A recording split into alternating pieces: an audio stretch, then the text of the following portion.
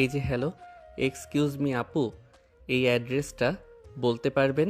রিকশা থেকে নেমে আসা একটি ছেলে নদীকে উদ্দেশ্য করে এই কথাটা বললেন। তার বান্ধবীদের নিয়ে রাস্তার পাশে গাড়িটা নিয়ে ড্রিঙ্কস করছিল। প্রথমবার বলাতে নদী শুনতে পেল না, কারণ সে ড্রিঙ্কসে উন্মাদ হয়ে আসছিল। তাই আয়ান আবার নদীকে উদ্দেশ্য করে বলতে থাকে। এই যে হ্যালো আপু, এই অ্যাড্রেসটা কোথায় বলতে পারবেন প্লিজ? নদী আয়ানের দিকে ফিরে তাকায়, আর তখনই দেখতে পায় একটা কিউট দেখতে ছেলে তার সামনে দাঁড়িয়ে আছে। আর তখনই সে ড্রিঙ্কের বোতলটা গাড়ির উপরে রেখে ছেলেটার দিকে এগিয়ে যায় আর বলতে থাকে। কিরে হিরো, কি হয়েছে, কিছু বলবি নাকি? না মানে আসলে আপু, আমি গ্রাম থেকে এসেছি এখানে আমার বড় চাচার বাসায়, কিন্তু বাসাটা খুঁজে পাচ্ছি না। আপনি একটু ঠিকানাটা দেখে আমায় বলে দেবেন? এই বলে আয়ান নদীর দিকে একটা কাগজ বাড়িয়ে দিল। নদী কাগজটা হাতে নিয়ে দেখলো এটা তো তাদের বাসার ঠিকানা লেখা আছে। তখনই নদী ছেলেটার থুতনিতে হাত রেখে বলতে লাগলো। কিরে খোকা, তুই ঠিক বলছিস তো? এই ঠিকানায় যাবি? হ্যাঁ আপু, আমি একদম ঠিক কথাই বলছি। আমার আব্বু তো আমাকে এই ঠিকানাটাই লিখে দিয়ে বলল ঠিকানা অনুযায়ী পৌঁছে যেতে। নদী ছেলেটাকে ঠিক মতো চিনতে পারলো না, কিন্তু বাসার ঠিকানাটা তাদের বাসায় দেওয়া। তাই তার মনে একটু দুষ্টু বুদ্ধি এঁটে গেল। তখনই সে ছেলেটাকে বলতে লাগলো। তুই তো ভুল করে অন্য রাস্তায় চলে এসেছিস। সেই ঠিকানা তো এই রাস্তায় নয়। তুই যেদিক দিয়ে এসেছিস সেই দিক দিয়ে ফিরে যে 5 কিলো আগেই তুই তোর ঠিকানা ফেলে এসেছিস। কি বলেন আপু, আমি তো আগে আরও 2-3 জনকে জিজ্ঞাসা করেছিলাম, তারা তো বলছিল এদিকেই, কিন্তু আপনি বলতেছেন আমি পিছনে ফেলে এসেছি। আরে কানা, তোর কি মনে হচ্ছে আমি তোকে মিথ্যা কথা বলছি? আমি তোকে মিথ্যা কথা কেন বলবো, তুই নিজে সেটা বল। তোর সঙ্গে কি আমার পার্সোনাল কোনো শত্রুতা আছে নাকি? না আপু, সেরকমটা হতে যাবে কেন? আপনাকে দেখে তো ভালো মেয়ে বলেই মনে হচ্ছে, আপনার সঙ্গে আমার কেন শত্রুতা থাকতে যাবে? তাহলে লক্ষ্মী ছেলের মতো আমার কথা শুনতো। কি যেটা বলেছি তুই সেটাই কর। তো ঠিকানাতে 5 কিলোমিটার আগে ফেলে এসেছিস। যারা তোকে এইদিকে আসতে বলেছে তারা তোকে ভুল কথা বলেছে। আচ্ছা আপু, ঠিক আছে, আমাকে সঠিক তথ্য দেওয়ার জন্য আপনাকে অসংখ্য ধন্যবাদ। এই কথা বলে আর নদীর হাত থেকে কাগজটা নিয়ে পিছন দিকে ফিরে যেতে লাগলো। তখনই নদীর বান্ধবী নদীকে বলতে লাগলো। আরে দোস্ত, এটা তুই কি করলি? এটাতে তো তোদের বাসার ঠিকানা লেখা ছিল, কিন্তু তুই ছেলেটাকে ওদিকে ফিরে যেতে বললি কেন? দোষ শুন, সব সময় সবকিছু বুঝতে হয় না। আমি কেন ফিরিয়ে দিয়েছি সেটা সময় হলে বুঝতে পারবি। এখন দয়া করে আমাকে প্রশ্ন করিস না। এই বলে নদী আবারও ড্রিঙ্কস করতে শুরু করলো। খোলা রাস্তায়, সেখানে থাকে কিছু বলার মতো কেউ নেই, কারণ তার বাবা শহরের কোটিপতি বিজনেসম্যান 10 জনের মধ্যে একজন।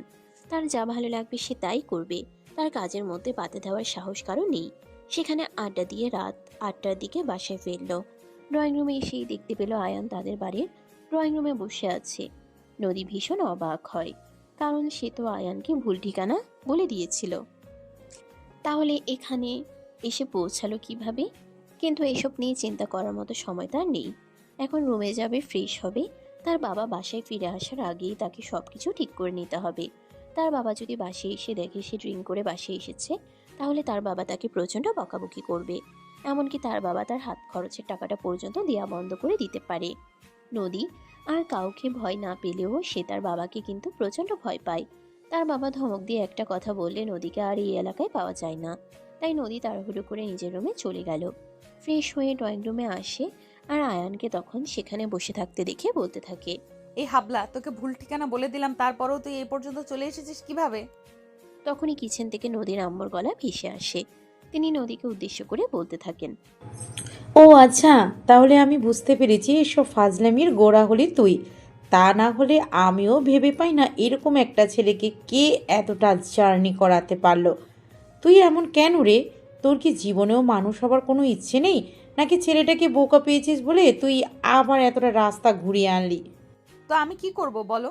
বাসার সামনে এসে আমাকে জিজ্ঞেস করছিল ঠিকানা কোথায়, তাই তো আমি বলেছিলাম বাই দ্য ওয়ে আমার ক্ষুধা পেয়েছে, আমাকে খাবার দাও। এই বলে খাবারের টেবিলের দিকে এগিয়ে যায় নদী। আর তখনই আয়ান পিছন থেকে বলতে থাকে। আপু, আমাকে কিন্তু বেশি দূর যেতে হয়নি, আমি মাত্র 4 কিলোমিটার গিয়েছিলাম। তারপরে একজন বলে আমি যেখান থেকে ফিরে এসেছি তার একটু সামনেই ঠিকানা, তাই আবার চলে এসেছি। নদী হাসবে নাকি কান্না করবে সেটাই বুঝতে পারছে না। নদী 5 কিলোমিটার দূরত্বের একটা ঠিকানা দিয়েছিল, আর সেখান থেকে 4 কিলোমিটার ঘুরে এসে সে বেশি দূরত্বে যায়নি। ইচ্ছে করছে নিজের কপাল নিজেই ঠুকে মরে যায়। এমন অবস্থায় নদী খাবার টেবিলে বসে থাকে। তার আম্মু তাকে খাবার দেয় আর সে খাবার খেয়ে নিজের রুমে চলে যাচ্ছিল। তখনই পিছন থেকে তার আম্মু তাকে বলতে থাকে, নদী, আয়ানকে তুমি তোমার রুমে নিয়ে যাও। ছেলেটা সেই সন্ধ্যা থেকে এসেছে, একা একা বসে আছে, কথা বলার মতো কাউকে পাচ্ছি না। আমি আজ খুবই ব্যস্ত আছি। তো কি হয়েছে? আমি কেন ওকে আমার রুমে নিতে যাব? তুমি জানো না আমার রুমে আমি কাউকে অ্যালাউ করি না, তাহলে ওকে কেন নিয়ে যাব?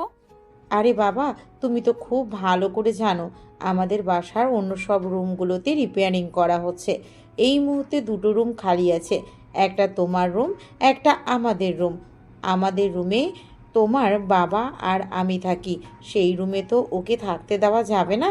তাই যতদিন না পর্যন্ত রুমগুলো রিপেয়ারিং করা শেষ হচ্ছে ততদিন পর্যন্ত সে তোমার রুমেই থাকবে। এই কথা শুনে নদীর মাথায় যেন আকাশ ভেঙে পড়ল। কারণ সে সারা রাত ধরে তার বয়ফ্রেন্ডের সাথে গল্পগুজব করে। একজন মানুষ যদি তার রুমে থাকে তাহলে তার খুবই ডিস্টার্ব হবে। তাই তাই সেই প্রচণ্ড বিরক্তি নিয়ে তার আম্মুকে বলতে লাগলো, আচ্ছা, না হয় মানলাম আমাদের বাসায় রিপেয়ারিংয়ের কাজ চলছে, কিন্তু তাই বলে এই মুহূর্তে কেন মেহমানকে বাসায় আনতে হবে? আমি তো সেটাই বুঝতে পারছি না। তখনই নদীর আম্মু ওদিকে বলতে থাকেন, দেখো, আমাদের বাসায় মেহমান নয় ও, এখন থেকে আমাদের বাসাতেই থাকবে। ও তোমার ছোট চাচার ছেলে। তোমার বাবার সঙ্গে কয়েকদিন আগেই ওর বাবার কথা হয়েছে। গ্রামের একটা কলেজ থেকে ইন্টার পাস করেছে, আর এখন এখানেই তোমার সঙ্গে তোমার ভার্সিটিতে পড়াশুনো করবে। মানে কি, গ্রাম থেকে আসা একটা হাবলা ছেলে আমাদের সঙ্গে আমাদের ভার্সিটিতে পড়াশোনা করবে? এটাও মেনে নেওয়া যায়? নদীর এমন কথায় খুবই বিরক্ত হন নদীর আম্মু, আর তিনি নদীকে একটা ধমক দিয়ে বলতে থাকেন, এইসব কী ধরনের কথা? আমি তো সেটাই বুঝতে পারছি না, তুমি ছেলেটাকে হ্যাবলা কেন বলছো? না হয় ওর জ্ঞান বুদ্ধি একটু কম আর যথেষ্ট শান্ত স্বভাবের, তাই বলে তুমি তাকে হ্যাবলা বলতে পারো না? ওরে বাবা রে বাবা, হাবলা বলতে চাইছি? তোর খুব গায়ে লেগে গেছে? হাবলাকে হাবলা বলবো না তো কি বলবো? দেখো, এখন কিন্তু তুমি একদম বেশি বাড়াবাড়ি করে ফেলছো। এসব করা কিন্তু তোমার একদম উচিত হচ্ছে না, আমি তোমায় বলে দিলাম। আচ্ছা ঠিক আছে, আমি আর বাড়াবাড়ি করলাম না, যাচ্ছি আমার রুমে। তবে আমার রুমে কাউকে থাকতে দেব না। এই তোমাকে বলে দিলাম, প্রয়োজন হলে ড্রয়িং রুমে থাকুক। এবারে নদী নিজের রুমে চলে গেল। আয়ান তখনও সেখানে চুপচাপ বসে আছে, কোনো কথাই বলছে না। কিছুক্ষণ পরেই নদীর আম্মু আয়ানের জন্য খাবার তৈরি করে নিয়ে ড্রয়িং রুমে আসলো, আর আয়ানের হাতে খাবারের প্লেট তুলে দিয়ে বলতে লাগলো, এই নাও, এটা তোমার জন্য। আমি এসে আপনাদের খুব ঝামেলায় ফেলে দিলাম, তাই না বড় আম্মু? আরে বাবা, তো এভাবে কেন কথা বলছিস? তুই তো আমাদের বাড়ির ছেলে। তোরা গ্রামে থাকিস আর আমরা শহরে থাকি। গ্রামে আমাদের সেরকম যাওয়া আসা হয় না, তাই তোদের সঙ্গে সেরকম কোনো যোগাযোগ থাকে না। এই যে তোমাদের বাসায় থাকার জায়গা নেই, এটা নিয়েই তোমরা ঝামেলা করছো। কিন্তু আমি তো চাই না আমাকে নিয়ে তোমাদের মধ্যে কোনো ঝামেলা হোক। আরে বাবা, এসব কিছু নিয়ে তুই চিন্তা করিস না। আমার মেয়েটা এমনিতেই একটু রাগী, কিন্তু মনের দিক থেকে খুবই ভালো। তুই কদিন এখানে থাক, দেখবি তোর সঙ্গে একদম মিশে যাবে। এই বলে খাবারের প্লেট আয়ানের হাতে তুলে দিয়ে তিনি সেখান থেকে চলে গেলেন। আরও অনেক কাজ পড়ে আছে, সেগুলো করতে হবে। তাই সেখানে সেখানে বসে খাবার খেতে লাগলো। এভাবেই চলে গেল আরও ঘন্টাখানেক সময়। রাত 9:30 বাসায় ফিরে আসে নদীর আম্মু দরজা খুলে দিলেন। আর তখনই তিনি ড্রয়িং রুমে প্রবেশ করতেই নদীর আম্মুকে বলতে লাগলেন, আয়ন এসে পৌঁছায়নি এখনো? সে তো অনেকক্ষণ আগেই পৌঁছে গেছে। তুমি ফ্রেশ হয়ে এসো, আমি সবাইকে একসঙ্গে রাতের খাবার দিচ্ছি। এই বলে নদীর আম্মু সেখান থেকে চলে গেলেন। আর এদিকে নদীর আব্বু ড্রয়িং রুমে এসে কিছুক্ষণ বিশ্রাম নেয়, আর তারপর নিজের রুমে গিয়ে কাপড় চোপড় চেঞ্জ করে ফ্রেশ হয়ে ডাইনিং টেবিলে আসেন রাতের খাবার খাওয়ার জন্য। ততক্ষণে নদী আর আয়ান দুজন খাবার টেবিলে চলে এসেছে। নদীর বাবা খাবার টেবিলে বসতে বসতে আয়ানকে দেখে তাকে উদ্দেশ্য করে বলতে লাগলেন, যাক, অবশেষে আমার বাবাটা চলে এসেছে। তা আসতে তোমার কোনো প্রবলেম হয়নি তো বাবা? না বড় আব্বু, সেরকম কোনো প্রবলেম হয়নি। আসলে তোমাদের বাসা খুঁজে পাচ্ছিলাম না। বাসা খুঁজে পেতে একটু দেরি হয়ে গেল, তাছাড়া অন্য কোনো সমস্যায় পড়তে হয়নি। আচ্ছা ঠিক আছে, এখন খাবার খেয়ে রুমে গিয়ে ঘুমিয়ে পড়ো। আমি প্রিন্সিপালের সঙ্গে কথা বলে রেখেছি, কাল নদী ভার্সিটিতে যাওয়ার সময় তোমাকে নিয়ে যাবে এবং প্রিন্সিপালের সঙ্গে কথা বলিয়ে দেবে। বাকি যা কিছু করার উনি সব রেডি করে দেবেন। এই কথা শুনে পাশ থেকে নদী একটু অবাক হয়। সে কেন আয়ানকে নিজের সঙ্গে নিয়ে যাবে? দেখতে একদম গাইয়া খ্যাত ভূতের মতো এই ছেলেটাকে সে কেন নিজের সঙ্গে নিয়ে নিজের মান ইজ্জত ধুলায় মিশাতে যাবে? তাই তো সে তার বাবাকে বলতে থাকে, আরে বাবা, তুমি এসব কি বলো? তোমার কি মাথা খারাপ হয়ে গেছে নাকি? এই গাইয়া খ্যাত মার্কা ছেলেটাকে কেন আমি আমার সঙ্গে নিতে যাব? আমার বন্ধু মহলে আমার মান সম্মান বলতে কিছু থাকবে? নদীর এমন কথায় ভীষণভাবে রেগে যান তার বাবা। আর তিনি তখন নদীকে ধমক দিয়ে বলতে থাকেন, তোমাকে ভার্সিটি থেকে পড়াশোনা শেখানো হয় নাকি বেয়াদবি, আমি তো সেটা বুঝতে পারি না। কেন বাবা, আমি আবার কি করলাম? যা সত্য তাই তো বললাম। আমরা শহরের ছেলে মেয়ে, শহরের পরিবেশে বড় হয়েছি, আর এখানকার পরিবেশ সেই অভ্যস্ত। ও তো আমাদের সঙ্গে মানাতে পারবে না। আমিও কিন্তু একটা সময় গ্রাম থেকে এখানে এসেছিলাম। আমি শুরুতেই সব কিছু পারতাম না, আস্তে আস্তে সব কিছুর সঙ্গে নিজেকে মানিয়ে নিয়েছি। আর আমার বিশ্বাস আয়ান কিছুদিন থাকলে সব কিছুর সঙ্গে নিজেকে মানিয়ে নিতে পারবে। হ্যাঁ, তোমার বাবা একদম ঠিক কথাই বলেছে। ছেলেটা থাকুক না কিছুদিন এখানে, তারপর দেখবে আস্তে আস্তে সব কিছু ঠিক হয়ে যাবে। বাবার ধমক খেয়ে নদীর তোতা মুখ একদম ভোতা হয়ে গেল। সে আর কোনো কথাই বলল না। খাবার খেয়ে চুপচাপ নিজের রুমে চলে গেল আর বিছানায় শুয়ে শুয়ে মোবাইল টিপতে লাগলো। প্রায় আধা ঘন্টা পর নদীর আম্মু আয়ানকে নিয়ে নদীর রুমে আসলো আর তারপরেই বলতে লাগলো, নদী, আয়ানকে দিয়ে গেলাম, তোমার সঙ্গেও ঘুমাবে। এখন আর ওর সঙ্গে দয়া করে খারাপ আচরণ করো না। তোমার বাবা কিন্তু এখন বাসায় আছে, প্রচুর রেগে যাবে বলে দিলাম। এই বলে আয়ানকে রুমে ঢুকিয়ে দিয়ে নদীর আম্মু সেখান থেকে চলে গেল। তখনই নদী বিছানা থেকে উঠে বসে দরজাটা আগে লাগিয়ে দেয়, যাতে রুমের ভিতরে কোনো কথা বাহিরে না যায়। তারপরে আয়ানের সামনে এসে দাঁড়ায়। আয়ানের শার্টের কলার চেপে ধরে বলতে থাকে, ওই হারামজাদা ফাজিলের বাচ্চা, এখানে কেন এসেছিস? আমাকে জ্বালানোর জন্য? আমি সারা রাত আমার বয়ফ্রেন্ডের সাথে কথা বলবো। তুই থাকলে আমার এতে সমস্যা হবে।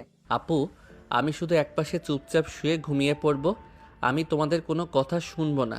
আর আমি তোমাকে কথা দিচ্ছি, আমি এসব কিছু কখনো বড় আম্মু বড় আব্বুকে বলবো না। ঠিক বলেছিস তো।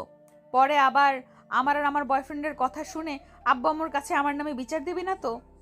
না আপু, তুমি আমার উপর সম্পূর্ণ ভরসা রাখতে পারো। আমি এমনটা কখনোই করব না।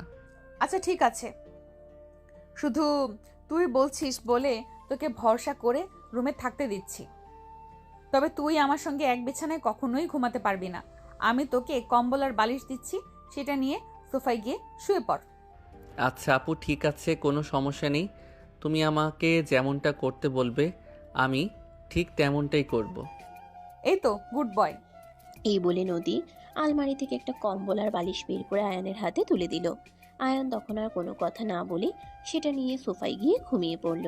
এদিকে নদী অর্ধেক রাত পর্যন্ত তার বয়ফ্রেন্ডের সঙ্গে কথা বলল আর তারপরেই বিছানায় শুয়ে ঘুমিয়ে পড়ে। পরের দিন সকালবেলা ঘুম থেকে উঠে নদীর বাবা আয়ানকে নিজের রুমে ডেকে নিলেন আর বলতে লাগলেন, বাবা শোনো, আমি তো তোমাকে বললাম আমি ভার্সিটি প্রিন্সিপালের সঙ্গে কথা বলে রেখেছি। এখন তুমি শুধু নদীর সঙ্গে যাবে, তারপরে উনি সমস্ত কিছু তোমাকে বুঝিয়ে দেবেন। আর টাকা পয়সা আমি সব ওনার অ্যাকাউন্টে পাঠিয়ে দিয়েছি। আচ্ছা বড় আব্বু, ঠিক আছে, কোনো সমস্যা নেই। আমি আপুর সঙ্গে চলে যেতে পারবো। অতঃপর নদীর পাপা রুম থেকে বের হয়ে নাস্তা করে অফিসের উদ্দেশ্যে বের হয়ে যান। কিছুক্ষণ পরেই নদীর ঘুম থেকে ওঠে আর তখনই তার আম্মু তাকে সবকিছু খুলে বলে। যদিও নদী আয়ানকে নিয়ে যেতে অনেক আপত্তি যদিও নদীর আয়ানকে নিয়ে যেতে অনেক আপত্তি ছিল, কিন্তু তার বাবার কথা সে ফেলতে পারবে না। তাই সে বাধ্য হয়ে আয়ানকে নিজের সঙ্গে নিল আর তারপর দুজনে মিলে গাড়িতে করে ভার্সিটি পর্যন্ত পৌঁছে গেল।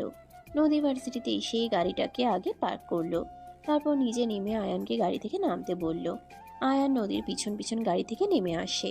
তখনই নদী আয়ানকে বলতে থাকে, আয় আমার সঙ্গে তাড়াতাড়ি আয়, তোকে ক্লাসে পৌঁছে দিয়ে তারপর আমার কাজ আছে। আয়ান তখন কোনো কথা না বলে নদীকে অনুসরণ করতে লাগলো।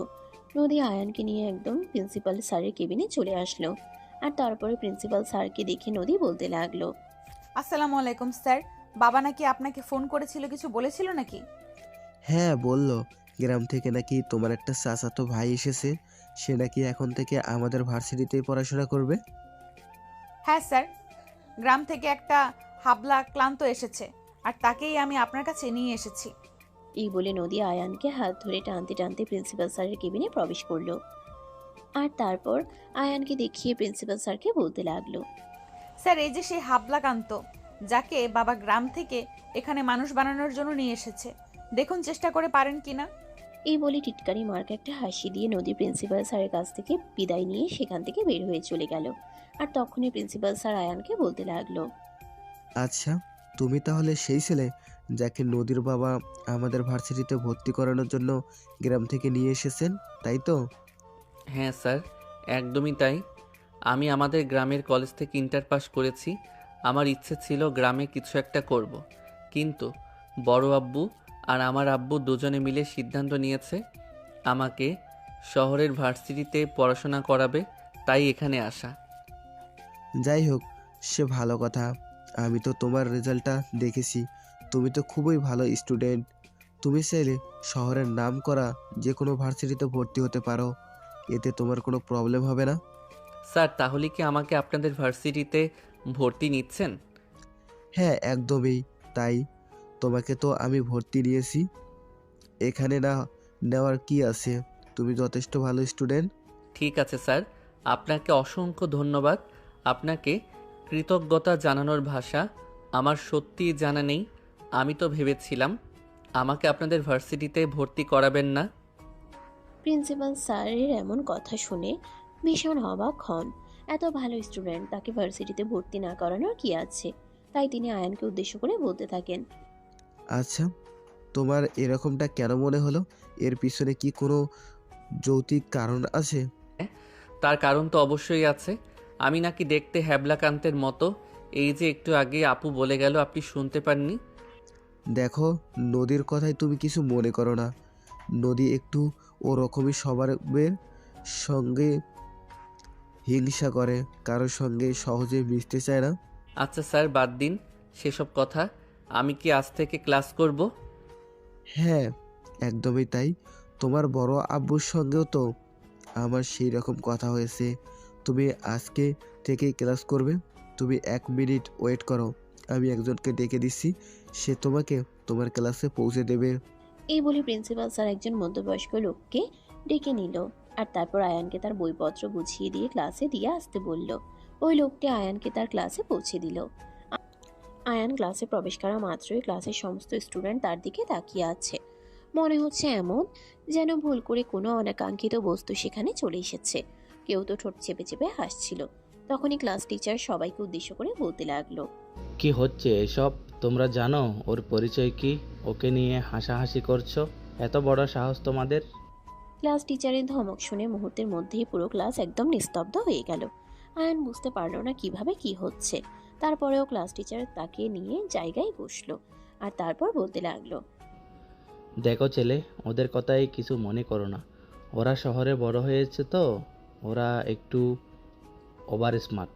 তোমার কোনো প্রবলেম হলে তুমি আমাকে বলো, আমি তোমাকে সহযোগিতা করব। আপাতত কোনো কিছু লাগবে না স্যার। এই বলে ক্লাস টিচার আয়ানকে নিয়ে তার জায়গায় বসিয়ে দিয়ে ক্লাস করাতে শুরু করলো। ভার্সিটি ছুটি হলো বিকেল 3টায়। নদী ভার্সিটির গেটের সামনে দাঁড়িয়ে আয়ানের জন্য অপেক্ষা করছে। বেশ কিছুক্ষণ পর সেখানেই চলে আসে। আর তখনই নদী চিৎকার দিয়ে বলতে থাকে, ওই হারামজাদা, এতক্ষণে তোর আসার সময় হলো? আমি যদি তোকে ফেলে রেখে চলে যাই, তখন তো আবার বাসাতেও যেতে পারবি না। তখন তো আবার তোর জন্য আমাকে 1000টা কথা শুনতে হবে। সরি আপু, আসলে ক্লাসের কিছু ছেলেরা আমাকে নিয়ে মজা করছিল। তারা আমার গায়ে চিমটি কাটছিল। এই দেখো, একদম চিমটি দিয়ে রক্ত বের করে ফেলেছে। এই বলে আয়ান তার হাত দুটো নদীকে দেখায়। নদী আয়ানের হাত দুটো দেখে প্রচন্ড রকম রেগে গেল। এগুলো মানুষ নাকি অন্য কিছু?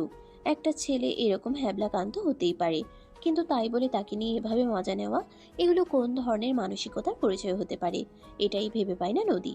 সে প্রচন্ড রকম রেগে গিয়ে আয়ানকে বলতে লাগলো, আরে অবলার বাচ্চা, হ্যাবলা মানুষ এতটা হ্যাবলা হতে পারে? এটা তোকে না দেখলে আমি বুঝতেই পারতাম না। কে তোকে এই অবস্থা করেছে? আমাকে নিয়ে চলো ওখানে। না আপু, তোমাকে ওখানে যেতে হবে না। ওরা বড্ড ফাজিল। তারপর হয়তো ওরা তোমাকেও মারবে। আয়ানের এমন কথা শুনে নদী আরো বেশি রেগে গেল। আর তাকে জোরে ধমক দিয়ে বলতে লাগলো, ওরে হারামজাদা, আমাকে গিলে খেয়ে ফেলবে। আর কে গিলে খেয়ে ফেলবে?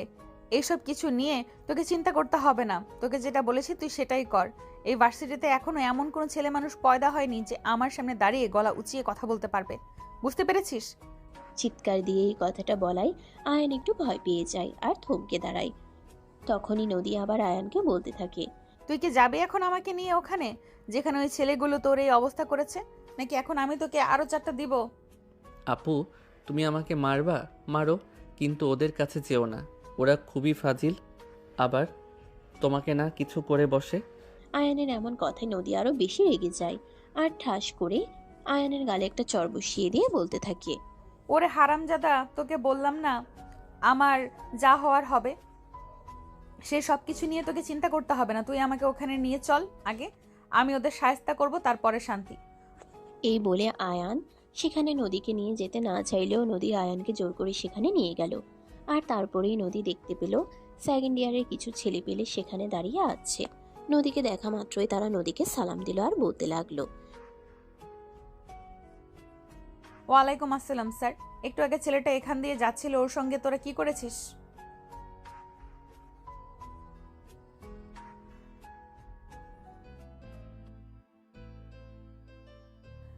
তুই জানিস ওর পরিচয় কি?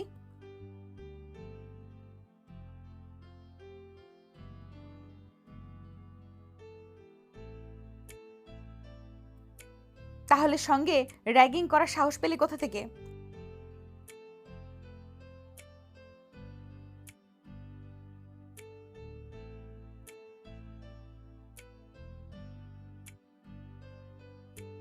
এটা শুনে প্রচন্ড পরিমাণে রেগে যায় নদী।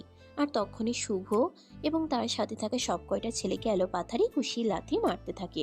ছেলেগুলো একদম কাবু হয়ে যায়। আয়ান হাঁ করে তাকিয়ে থাকে।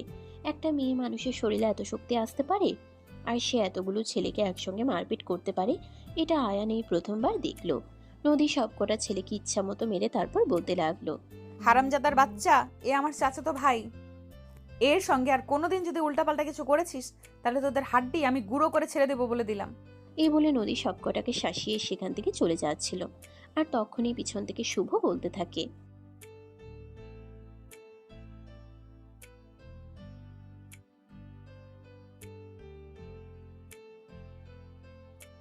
আচ্ছা ঠিক আছে, সেই জন্যই তোদেরকে এবারের মতো ক্ষমা করে দিলাম। যদি আর কোনোদিন এই ছেলেটার আশেপাশে তোদেরকে দেখেছি তাহলে তোদের এমন অবস্থা করব যেটা তোরা কোনোদিনও কল্পনাও করতে পারবি না।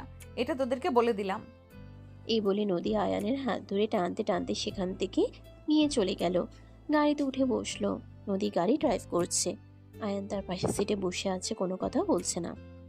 ভয়ে তার গলা একদম শুকিয়ে গেছে। তখনই নদী আয়ানকে উদ্দেশ্য করে বলতে লাগলো, কিরে তুই এইভাবে একদম চুপ করে আছিস কেন? না মানে আসলে আপু, তুমি এই ছেলেগুলোকে কিভাবে মারলে? নদী তখন আরো রেগে গিয়ে আয়ানকে বলতে থাকে, কিভাবে মেরেছি তুই দেখতে পাসনি? এখন তোকে আর কয়টা দিয়ে বুঝিয়ে দেবো নাকি কিভাবে মেরেছিলাম? না আপু, আমাকে আর মেরো না। ওদেরকে যা আমার মেরেছো আমার শিক্ষা হয়ে গেছে। তাহলে চুপচাপ গাড়িতে বসে থাক। সামনে একটা কফি শপ আছে, আমি কফি খাবো। তুই কফি খাস? না আপু, আমি তো কফি খাই না, আমি রং চা খাই। নদী কোনো কথা বলল না। চুপচাপ কফি শপের সামনে গিয়ে গাড়িটা দাঁড় করালো। আর তারপর আয়ানকে গাড়ি থেকে নামতে বলল। কোনো কথা না বলেই গাড়ি থেকে নেমে আসে, কারণ সে বুঝতে পারে এখন নদীর সঙ্গে কথা বললে যদি নদী রেগে যায় তাহলে হিতে আরও বিপরীত হতে পারে। আয়ান আর নদী দুজনেই কফি শপের ভিতরে গিয়ে বসলো। আর তখনই নদী দুজনের জন্য দুটো কফি অর্ডার করে। কিছুক্ষণের মধ্যেই ওয়েটার তাদের কফি দিয়ে গেল। নদী একটা হাতে নিয়েছে আর অপরটা টেবিলের উপরেই রয়ে গেছে। আয়ান চুপচাপ বসে আছে, কোনো কথা বলছে না। তখনই নদী আবারও আয়ানকে ধমক দিয়ে বলতে থাকে, ওই হারামজাদা, কফি ঠান্ডা হয়ে গেছে, দেখতে পাচ্ছিস না নাকি? খাবি কবে? না মানে আসলে আপু, আমি তো তোমাকে বললাম সব কিছু। আমি কফি খাই না, আমি রং চা খাই। ওরে হারামজাদা, তখন তুই গ্রামে ছিলি, এখন শহরে এসেছিস, এখানে রং চা পাওয়া যায় না। এখানে কে কফি খেতে হবে? শুরু কর, অভ্যাস অভ্যাস করে নে। এই বলে নদী কফির অন্য মগটা আয়ানের দিকে এগিয়ে দিল। আয়ান তখন কোনো কথা না বলেই নদীর কাছ থেকে সেটা নিয়ে নিল, কারণ সে খুব ভালো করেই জানে নদী প্রচণ্ড পরিমাণে রেগে আছে। এখন তার সঙ্গে কথা বললে এর পরিণাম আরও বেশি খারাপ হতে পারে। ইচ্ছে না থাকা সত্ত্বেও আয়ান কফিতে চুমুক দিতে লাগলো। কিছুক্ষণের মধ্যেই তাদের কফি খাওয়া হয়ে গেল। তখনই নদী আয়ানকে বলতে লাগলো, এই শোন, আমি তোকে এখান থেকে একটা রিকশায় উঠিয়ে দেই, বাসার সামনে নামিয়ে দিবে, তারপর তুই রুম পর্যন্ত যেতে পারবি তো? আপু সে না হয় আমি চলে যেতে পারবো, কিন্তু তুমি কোথায় যাবে? তুমি বাসায় যাবে না? দেখ, আমাকে একদম এত প্রশ্ন করবি না। এত প্রশ্ন করা আমার একদম ভালো লাগে না। আমার বয়ফ্রেন্ড আমাকে ফোন করেছে, সে কিছুক্ষণের মধ্যেই আমার সঙ্গে দেখা করার জন্য এখানে আসবে। ও আচ্ছা, তাহলে আমিও থাকি না এখানে, না হয় তোমাদের সঙ্গে বসে কিছুক্ষণ গল্প গুজব করলাম আর দুলাভাইয়ের সঙ্গে পরিচিত হয়ে নিলাম। একদম বেশি পাকনামি করবি না। তোকে এখানে থাকতে হবে না, তুই চলে যা। আমি তোকে রিকশায় উঠিয়ে দিচ্ছি। আমি আমার বয়ফ্রেন্ডের সঙ্গে ডেটিংয়ে যাব, সেখানে তুই থেকে কি করবি? আচ্ছা ঠিক আছে আপু, কোনো সমস্যা নেই, তুমি যেরকমটা বলবে সেরকমটাই হবে। এই বলে নদী আয়ানকে নিয়ে কফি শপ থেকে বের হলো। আর তারপরেই একটা রিক্সা ডেকে নিয়ে আয়ানকে রিক্সায় উঠিয়ে দিল। রিক্সাওয়ালাকে সব কিছু ভেঙে চুরে বলে দিল যেন আয়ানকে বাসার সামনেই নামিয়ে দেয়। তারপর রিক্সাওয়ালা আয়ানকে নিয়ে চলে গেল। আর নদী কফি শপের ভিতরে গিয়ে বসে অপেক্ষা করতে লাগলো তার বয়ফ্রেন্ডের জন্য। বেশ কিছুক্ষণ পর নদীর বয়ফ্রেন্ড সেখানে এসে পৌঁছালো। নদীকে দেখা মাত্র এসে এগিয়ে এসে হাঁক করে বলতে লাগলো, হ্যালো বেবি, কেমন আছো? এই তো বেবি, আছি আলহামদুলিল্লাহ ভালোই। তোমার কি অবস্থা? আর আসতে তো দেরি হলো কেন? আরে বেবি, তুমি তো জানোই আমি কদিন ধরে অফিসের কাজে খুবই ব্যস্ত আছি, তাই বাইরে বের হওয়ার হচ্ছে না। কিন্তু তোমাকে দেখার জন্য মনটা বিকেল হয়েছিল, তাই তো কাজ ফেলে তোমাকে দেখতে চলে আসলাম। সত্যি কদিন ধরে তুমি আমার জন্য অনেক বেশি পরিশ্রম করছো, তাই না? কিন্তু দেখো, আমাকে পাওয়ার জন্য তোমাকে এইটুকু করতেই হবে। তুমি যদি প্রতিষ্ঠিত হতে না পারো, তাহলে বাবার সামনে তোমাকে পরিচয় করিয়ে দিব কিভাবে বলো? হ্যাঁ ডিয়ার, সেটা তো আমি খুব ভালো করে জানি, আর সেই জন্যই তো আমি এত পরিশ্রম করছি। তা না হলে কি আমি এত পরিশ্রম করতাম নাকি? আমি তোমায় ভীষণ ভালোবাসি, সারা পৃথিবীর বিনিময়েও আমি তোমাকে হারাতে চাই না।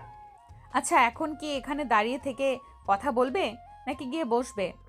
এখানে না বেবি, আমি দুপুরের খাবার খাইনি, চলো কোনো 5 স্টার রেস্টুরেন্টে যাই। আচ্ছা ঠিক আছে, কোনো সমস্যা নেই, তুমি যেমন বলবে তেমনই হবে। এই বলে নদী আর রুদ্র দুজনে কফি শপ থেকে বের হয়ে গাড়িতে গিয়ে বসলো। আর তারপরেই নদী গাড়ি চালিয়ে শহরের অন্যতম একটা 5 স্টার রেস্টুরেন্টের সামনে এনে গাড়ি দাঁড় করালো। দুজনে হাত ধরাধরি করে রেস্টুরেন্টের ভিতরে প্রবেশ করলো। আর তারপরে দুজনের জন্য খাবার অর্ডার করলো। খাওয়া দাওয়া প্রায় শেষের দিকে তখনই রুদ্র হঠাৎ করেই নদীকে বলতে লাগলো, বেবি, তোমাকে একটা কথা বলার জন্য এখানে ডেকেছি, কিন্তু কিভাবে বলবো সেটাই ভেবে পাচ্ছি না। আরে বাবা, এত ভয় পাওয়ার কি আছে? কি বলবে বলে ফেলো না। আমি তো তোমারই, আমি তোমার কথায় কিছুই মনে করব না। না মানে বেবি, আসলে আমার একটা জিনিস লাগতো, কিন্তু তোমার কাছে কিভাবে চাইবো সেটাই তো ভেবে পাচ্ছি না, নিজেকে খুব ছোট মনে হচ্ছে। আরে ডিয়ার, বললাম তো, এত লজ্জা পাওয়ার কিছুই নেই। আমার যা কিছু আছে সব কিছু তো তোমারই হবে, তাহলে লজ্জা পাওয়ার কি আছে? বলে ফেলো দেখি। কিছুক্ষণ চুপ করে থাকে রৌদ্র। আর তারপরে সে নদীকে বলতে থাকে, দেখো, তুমি তো খুব ভালো করেই জানো আমি একটা বিজনেস দাঁড় করানোর চেষ্টা করছি। আমার ফ্যামিলির আর্থিক অবস্থা অতটাও ভালো নয় যে তারা আমাকে কোনো বিগ অ্যামাউন্ট দিয়ে সহযোগিতা করবে। হ্যাঁ, সেটা তো আমি খুব ভালো করেই জানি। এখন মূল কথা কি সেটাই আমাকে খুলে বলো। আসলে আমি আমার বিজনেস তাড়াতাড়ি সফল হওয়ার জন্য একটা বিগ অ্যামাউন্ট বিনিয়োগ করতে চাইছিলাম। হ্যাঁ, সেটা তো খুব খুবই ভালো কথা। তুমি যত তাড়াতাড়ি বিজনেসে সাকসেসফুল হতে পারবে, আমি তত তাড়াতাড়ি তোমাকে আমার বাবার সঙ্গে পরিচয় করে দিতে পারবো। তখনই আবারও চুপ হয়ে যায় রুদ্র। সে কিছু একটা চিন্তা করে। তারপর আবারও নদীর দিকে তাকিয়ে নদীর হাত দুটো ধরে বলতে থাকে, আসলে বেবি, সমস্যাটা এখানেই। তোমাকে তো বললাম সব কিছু, এখন এত বড় অ্যামাউন্ট আমি কোথায় পাবো বলো তো? এই বলে অনেকক্ষণ চুপ করে থাকে রুদ্র। নদী কিছুটা আন্দাজ করতে পারে আসলে রুদ্র কি মিন করতে চাইছে আর তাকে কি বোঝাতে চাইছে। তখনই নদী রুদ্রকে বলতে থাকে, আচ্ছা ঠিক আছে, কোনো সমস্যা নেই। এসব কিছু নিয়ে তোমাকে কোনো চিন্তা করতে হবে না, আমি দেখছি কি করা যায়। আনুমানিক কত টাকা লাগতে পারে তোমার? বেশি না বেবি, এই তো 10-15 লাখ হলেই হয়ে যেত। 20-25 লাখ? তাও আবার বেশি না বলছো? আচ্ছা ঠিক আছে, কোনো সমস্যা নেই, তোমার জন্য আমি সব করতে পারি। দেখি কি করা যায়। এই বলে দুজনে খাওয়া দাওয়া শেষ করে আরো বেশ কিছুক্ষণ গল্প গুজব করে। আর তারপরেই নদী বাসায় চলে আসে। রাতে খাওয়া দাওয়া শেষ করে বিছানায় শুয়ে শুয়ে নদী ভাবতে লাগে, এতগুলো টাকা রুদ্রকে সে কোথা থেকে দেবে। তার বাবার কাছে চাইলে নিশ্চয়ই এতগুলো টাকা এমনি এমনি দেবে না। তার বাবা 1000টা কারণ জিজ্ঞাসা করবে। আর যখনই কিনা জানতে পারবে নদী তার বয়ফ্রেন্ডকে এই টাকাগুলো দিতে চাইছে, তখন তো মোটেই দেবে না এই টাকাগুলো। তাই নদী ভীষণ চিন্তায় পড়ে গেল। কিন্তু বয়ফ্রেন্ডকে সে কথা দিয়ে এসেছে, এখন কি করবে? অনেকক্ষণ চিন্তা ভাবনা করতেই নদীর মনে পড়ে গেল তার বেশ কিছু গোল্ড আর ডায়মন্ডের গহনা আছে, যেগুলো সেই ছোটবেলা থেকে তার মা বাবা আর ফ্যামিলির মানুষজন তাকে গিফট করে আসছে। নদী সবকিছুই নিজের কাছে জমা করে রেখেছে, কখনোই কোনো কিছু ব্যবহার বা খরচ কোনোটাই করেনি। নদী মনে মনে ভাবতে লাগলো, এই গহনাগুলো বিক্রি করে এই টাকাগুলো সে রুদ্রকে দেবে। আর বিয়ের সময় তো রুদ্র এবং তার ফ্যামিলি থেকে অনেক গহনা দেয়া হবেই তাকে, তাহলে আর এত গহনা দিয়ে সে কি করবে? এমনিতেও নদীর গহনার প্রতি সেরকম কোনো আকর্ষণ নেই, সে সবসময় সাদামাটা থাকতেই বেশি পছন্দ করে। তাই সে মনে মনে সিদ্ধান্ত নিল তার মা বাবাকে না জানিয়ে এই গহনাগুলো বিক্রি করে দেবে, আর সেই সব টাকাগুলো রুদ্রর হাতে তুলে দিবে। কিন্তু সব কিছুই থাকবে গোপন। যেমন চিন্তা তেমনই কাজ। পরের দিন শুক্রবার ছিল। যেমন চিন্তা তেমনই কাজ। পরের দিন শুক্রবার ছিল। নদী সবগুলো গহনা নিজের আলমারি থেকে বের করে ব্যাগে ঢুকিয়ে নিল, আর তারপর সেগুলো নিয়ে জুয়েলার্সের দোকানে চলে গেল। সবগুলো গহনা বিক্রি করে নদী মোটামুটি প্রায় 24 লক্ষ টাকার মতো পেল, যেখানে রুদ্রর 20 থেকে 25 লাখ টাকাই প্রয়োজন ছিল। তখন এই মুহূর্তে ওখানে দাঁড়িয়ে থেকেই নদী রুদ্রকে ফোন দেয়। রুদ্র টাকার কথা শুনে কিছুক্ষণের মধ্যেই সেখানে পৌঁছে গেল। নদীর হাতে এতগুলো টাকা দেখে রুদ্রের চোখ ছলছল করছিল। সে নিজেকে আর সামনে রাখতে পারছিল না। নদীর হাত থেকে টাকাগুলো নিজের হাতে নিয়ে নিল আর বলতে লাগলো, thank you baby, thank you so much. তোমাকে কৃতজ্ঞতা জানানোর ভাষা আমার সত্যিই জানা নেই। তোমাকে একবার বলতেই তুমি আমার জন্য এতগুলো টাকার ব্যবস্থা করলে। আরে বাবা, এখানে এত করে ধন্যবাদ দেওয়ার কি আছে? আমার যা কিছু আছে সব কিছু তো তোমারই, আর তোমার যা কিছু হবে সব কিছু তো আমারই হবে, তাই না? হ্যাঁ বেবি, একদমই তাই। এই বলে ছলছল চোখে নদী থেকে টাকাগুলো নিয়ে নিল রৌদ্র, আর তারপরেই নদী থেকে বিদায় নিয়ে সেখান থেকে চলে গেল। এরপর থেকেই তাদের সম্পর্কে ঝামেলা হতে শুরু করলো। নদী যখনই রৌদ্রকে ফোন দিত, সে সবসময় নদীকে অজুহাত দেখাতো আর বলতো সে ব্যবসার কাজে ব্যস্ত আছে। নদীকে আগের মতো সময় দিত না, আগের মতো কেয়ার করতো না, আগের মতো ফোনও দিত না, খোঁজ খবরও নিত না। এই বিষয়গুলোতেই নদী ভীষণ আপসেট হয়ে পড়ে। যেখানে কিনা ভার্সিটির সমস্ত ছেলেরা তার পিছনে ঘুরে, আর সেখানে সে একজন নির্দিষ্ট মানুষকে ভালোবাসে, আর সেই মানুষটাই তাকে কোনো পাত্তাই দিচ্ছে না। এই ব্যাপারটা কোনোভাবেই মেনে নিতে পারছে না নদী। তাই তো সেই মনে মনে ঠিক করলো আজ রুদ্রর সঙ্গে দেখা করবে, সেটা যেখানেই হোক আর যেভাবেই হোক। রুদ্রের অফিসের ঠিকানা সে জানে না, তাই ভার্সিটি শেষ হওয়ার পর সে ভার্সিটি থেকে সোজা আয়ানকে বাসায় পাঠিয়ে দিয়ে সে রুদ্রের বাসায় চলে আসে।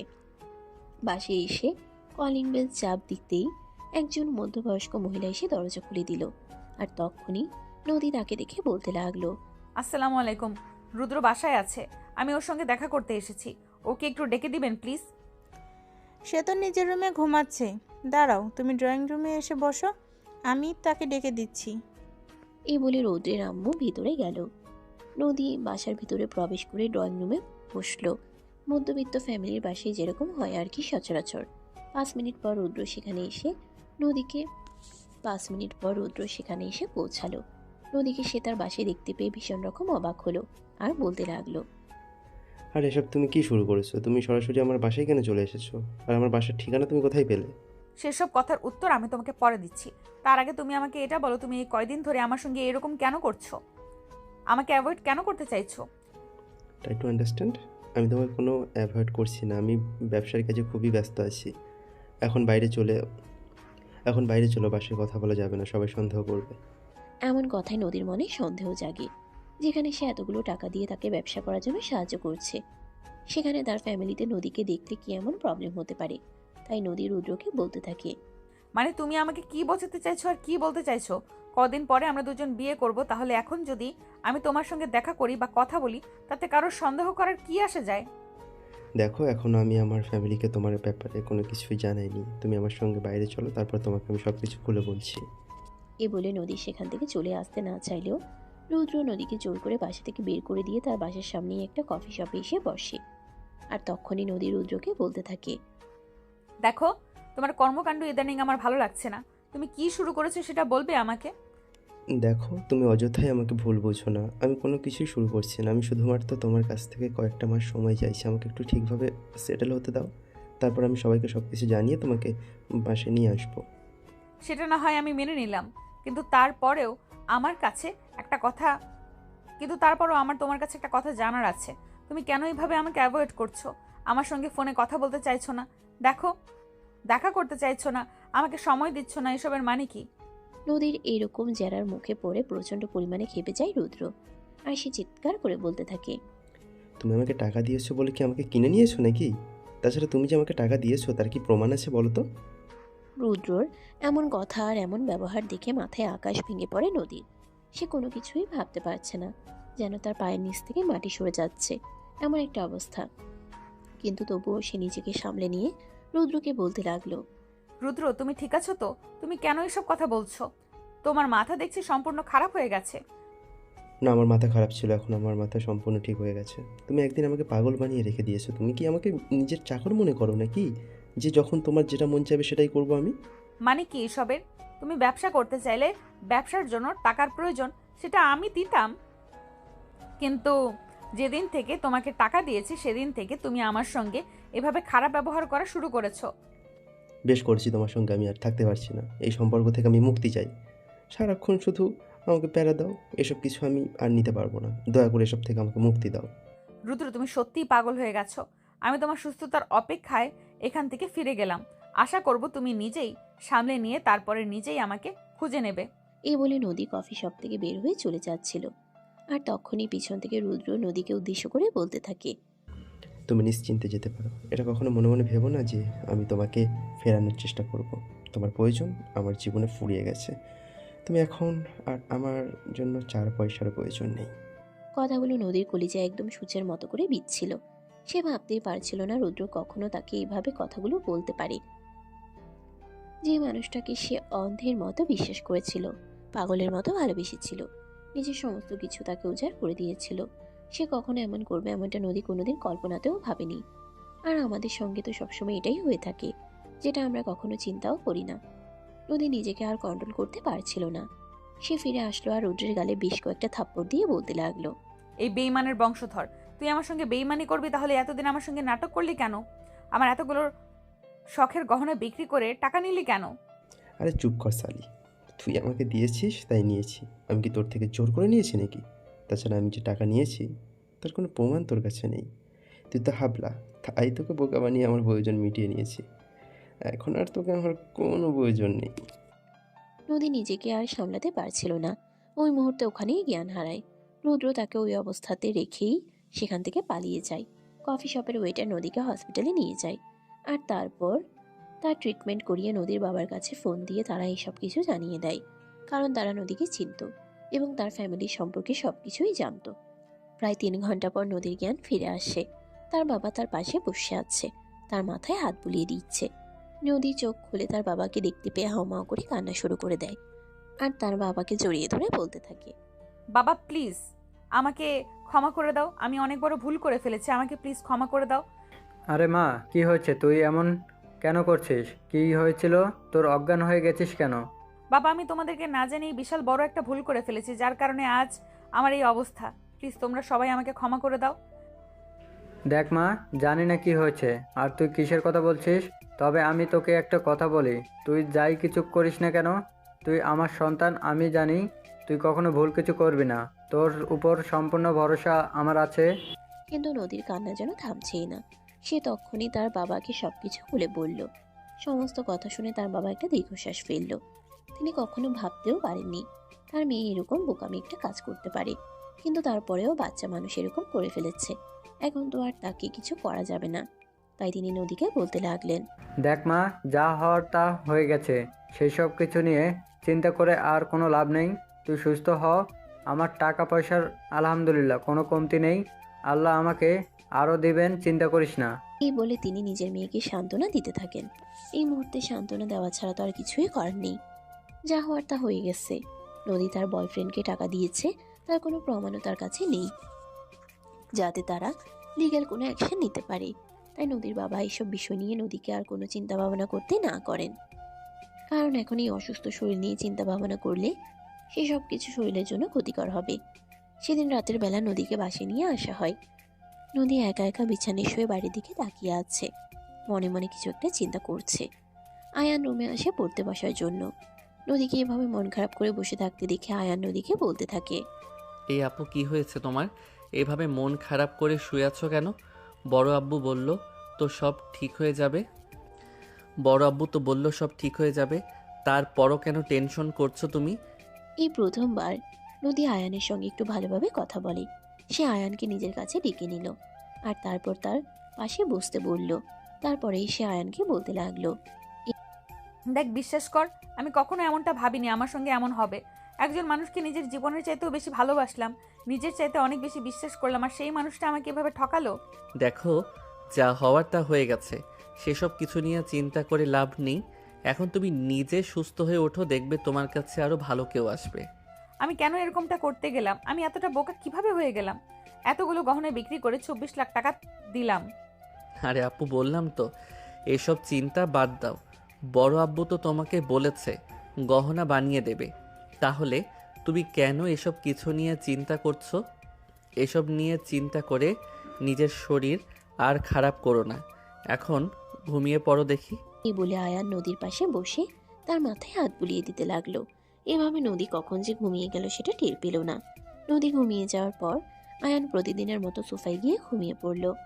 মাঝরাতে হঠাৎ করে নদী ঘুম ভেঙে দেখতে পেল আয়ান তার পাশ থেকে উঠে গেছে। নদীর ভালো লাগছিল না, আয়ানের কাছে চলে গেল। আয়ান সোফায় ঘুমিয়েছিল, চিত হয়ে শুয়েছিল। নদী এক মুহূর্ত কোনো কিছু চিন্তা না করেই তার বুকের উপরে শুয়ে পড়ল আর তাকে জড়িয়ে ধরে ঘুমিয়ে পড়ল। শেষ রাতের দিকে যখন সে অনুভব করতে পারল ভাই কিছু একটা তার বুকের উপরে শুয়ে আছে আর তার গরম নিঃশ্বাস তার মুখে লাগছে, আয়ান চিৎকার দিতে যাবে, তখনই সে চোখ খুলে দেখতে পেল কেউ একজন তার বুকের উপরে শুয়ে আছে, কিন্তু চুল দিয়ে পুরোর মুখ ঢেকে আছে, তাই চেহারাটা বোঝা যাচ্ছে না।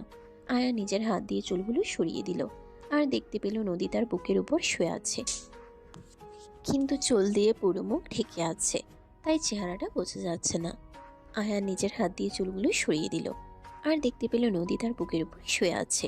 সে ভীষণ রকম অবাক হয় আর নদীকে ঘুম থেকে জাগিয়ে তোলার চেষ্টা করে। এই আপু, আপু কি হলো? তুমি এখানে এসেছো কেন? তুমি না বিছানায় ঘুমিয়েছিলে? এই কথা বলিস না, আমার ঘুম পাচ্ছে, আমাকে ঘুমাতে দে। আমার যেখানে ঘুমাতে শান্তি লাগছে সেখানেই ঘুমাচ্ছি, বিছানায় শুয়ে আমি আরাম পাচ্ছিলাম না। আরে আপু, এগুলো তুমি কি বলছো? এত বড় মেয়ে হয়ে আমার বুকের উপর শুয়ে আছে, তোমার লজ্জা করছে না? উফ, চুপ করবি তুই? বললাম তো বিছানায় শুয়ে আমি শান্তি পাচ্ছিলাম না, এখানে আমার শান্তি লাগছে তাই এখানে ঘুমিয়ে পড়েছি। চুপচাপ আমাকে ঘুমাতে দে, কোনো কথা বলিস না, নড়াচড়া করিস না।